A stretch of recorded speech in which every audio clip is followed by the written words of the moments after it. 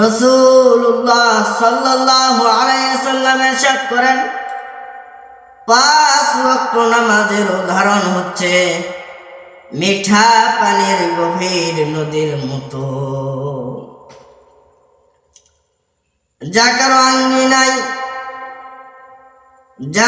আঙ্গিনা দিয়ে প্রবাহমান এবং সে প্রতিদিন 5 বার সে নদী দিয়ে গোসল করে, তাহলে এই লোকের গায়ে যেমন কোনো ময়লা আবর্জনা থাকতে পারে না, তেমনি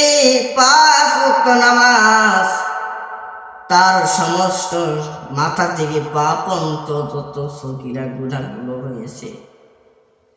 সমস্ত গুনাহ আল্লাহ রাব্বুল আলামিন শরীর থেকে মোচন করে দেয়।